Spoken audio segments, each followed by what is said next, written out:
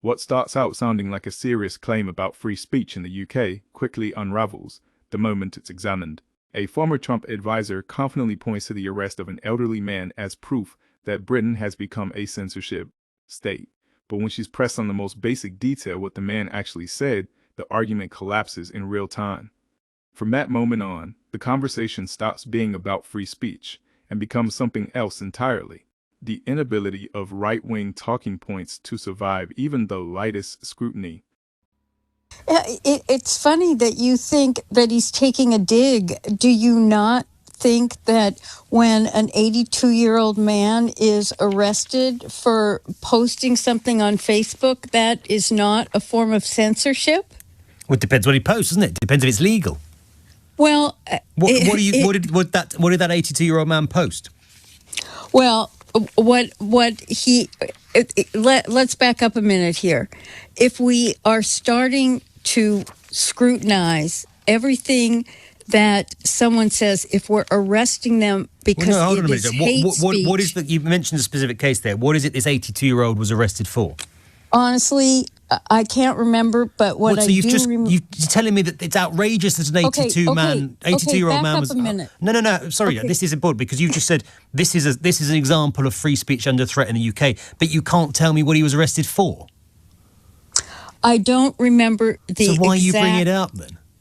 I brought it up as an example that if we are scrutinizing what an 82-year-old man posts on Facebook... But you can't assess that without knowing what he said, can you? Well, you know what? Let's just say I brought up a wrong example because I don't have the context Could it possibly be now. Because it's all a load of nonsense and free speech isn't under threat in the UK at all, which I think you've just demonstrated respectfully? You know what? I've been there I've lived in the UK for 24 years. And yes, I do believe that censorship, it started with political correctness. Right. And as political correctness moved from accusing people of microaggressions and then people getting triggered over what somebody said, it has been a form of putting a speech straitjacket on people. So what can't you say in the UK right now without being arrested that you think people should have the right to say? You know what? That's a very good question. It is. Thank you. It is. I can't answer that question, and I can't give you an example exactly. But see, so what I find interesting. Sorry, Jane. You've given me an example of free speech being under threat. You can't tell me what the person said. Well, I've asked you for one single thing that you can't say in the UK without fear of being arrested, and you can't think of anything. It's because Britain still is a country, compared to the United States, by the way, where free speech absolutely exists and always will.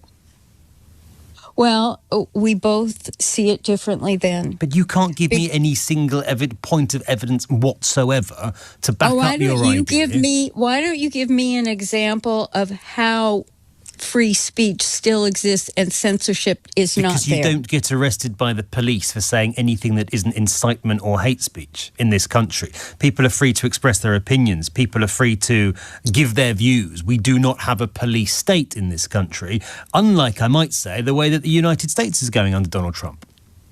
Well, you know, that's interesting because it's not going that way with Donald Trump. It was going that way, and it's now reversing itself. Right. So banning journalists from the White House because you don't like what they've written, demanding the impeachment of judges because you don't like what they've ruled, sacking government officials because they've dared to criticise you at any point in recent years, defunding universities because they're not doing what you do, threatening law firms if they don't toe the party line, defunding media organisations that you think are against you, arresting students because of what they've written on social media, and ramping up checks of people entering the UK to check they haven't posted anything on Facebook that you don't like, doesn't amount to any sort of attack on free speech.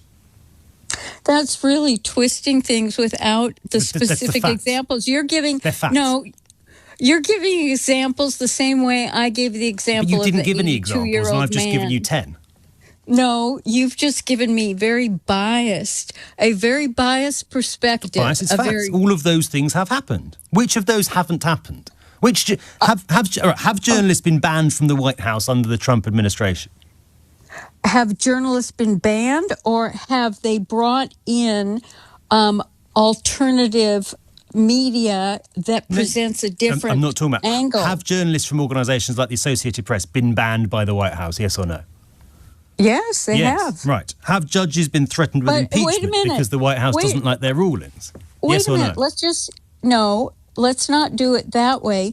Let's go back to that. And yes. Why were they? Why were they banned? But so we accept, right? Are we accepting that all the things I just suggested have happened? If you don't let me finish, then we can't really have a conversation here, because you've got a very biased perspective here. I'm not biased at all. Very angle. I'm giving you facts, and I'm just asking whether you recognise that those things are true. You know what?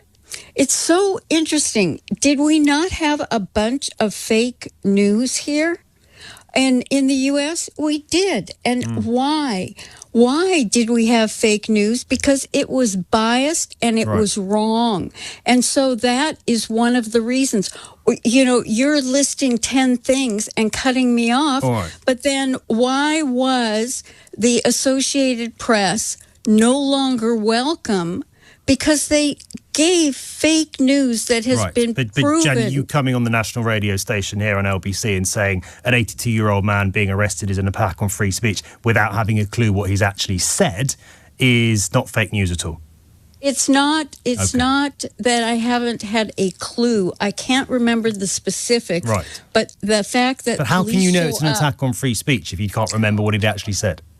Well, you know, it's very interesting because you... started this off by saying J.D. Vance had a dig. And so we don't get to have an intelligent discussion about whether there really is censorship going on, if people are afraid to speak out. But he has had a dig, and that's his own language. He said previously when he talked about the UK... No, you called it a dig. This is now the second time I've watched Dr. Jan Halper walk into a media appearance armed with absolute certainty, only to completely fall apart the moment someone asks a follow-up question.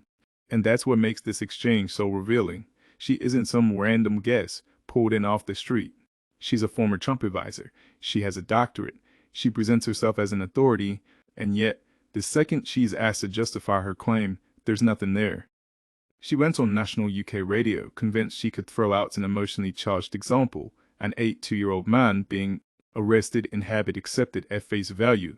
But when the host simply asked what the man was arrested for, she couldn't answer, not vaguely, not partially. She couldn't remember anything at all. And that's not a minor detail. You cannot claim free speech is under threat if you don't even know what speech is being punished. What makes this even more frustrating is the double standard. While she insists Britain is sliding into censorship, she's completely unable or unwilling to acknowledge what's happening in the United States. The journalists laid it out clearly. Journalists barred from the White House, judges threatened with impeachment, lawyers targeted for representing clients, universities punished over speech, protesters arrested, students monitored for social media posts. These are not hypotheticals. These are documented actions. And yet, when confronted with those examples, she dismissed them as biased perspectives. Not because they were false, but because acknowledging them would collapse the narrative she came in with. It's the same pattern we keep seeing. Vague claims, no evidence, retreat when challenged. Then accusations of bias when facts get uncomfortable. How calm and methodical the journalist remained. No shouting, no insults. Just one simple demand repeated over and over again. Show me the evidence. And every time that request was made, the argument shrank until there was nothing left to defend. This wasn't debate about ideology. It was a demonstration of how fragile these free speech panic narratives actually are. They rely on vibes, anecdotes, and outrage, not facts. The moment you ask for specifics, they collapse.